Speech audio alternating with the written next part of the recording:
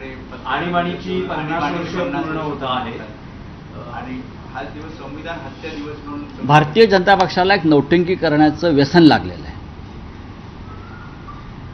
बरं का. ही नशा आहे त्यांची, नौटंकी करणं उनका नशा है. हर चीज़ का नौटंकी और हर चीज़ का सेलिब्रेशन करते हैं या उत्सव मनाते हैं, चाहे कुछ भी हो. पहलगांव में जो हुआ, जो पुलवामा में होगा, वो उसका भी वो लोग उत्सव मना चुके हैं राजनीति के लिए. 50 साल हो गए इमरजेंसी, 50 साल. भूतकाल में जो हुआ है उसको भूलकर हमको आगे जाना चाहिए. आपत्काल, आणीबाणी हा संविधान हत्या दिवस कसा का होऊ शकतो, याचं जरा विश्लेषण भारतीय जनता पक्षाच्या आणि RSSच्या तज्ज्ञांनी केलं पाहिजे.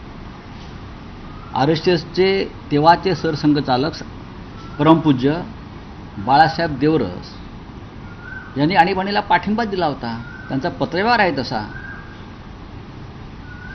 बाळासाहेब देवरस यांना जरूर इंदिराजींनी अटक केली होती त्या काळामध्ये, पण तुरुंगातून त्यांनी जो पत्रव्यवहार केलेला आहे इंदिराजींशी तो इंटरेस्टिंग आहे फार. माननीय बाळासाहेब ठाकरे यांचं तुम्ही पोस्टरवरती फोटो लावता ना, बाळासाहेब ठाकरेंचा, हे शिंदे गट वगैरे किंवा भाजपचे लोक, हिंदुहृदय सम्राट बाळासाहेब ठाकरे यांनी आणीबाणीचं समर्थन केलं होतं जाहीरपणे, खुलं समर्थन. तर तिकडून खुणा काय करताय. बाळासाहेब ठाकरेंनी आणीबाणीचं समर्थन केलं होतं.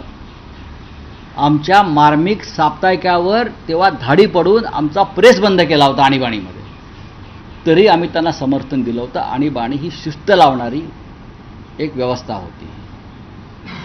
आणि संविधान हत्या म्हणताय ना, भारतीय घटनेमध्ये, भारतीय घटनेतील तरतुदीनुसार जेव्हा देशामध्ये अशांतता, अस्थिरता निर्माण करण्याचा प्रयत्न होतो, अराजकता निर्माण करण्यासाठी काही शक्ती काम करतात, बाहेरच्या आणि आतल्या, तेव्हा अशा प्रकारे आणीबाणी जाहीर करून देशावर नियंत्रण मिळवण्यासाठी आणीबाणी लावण्याचा संविधानिक तरतूद भारतीय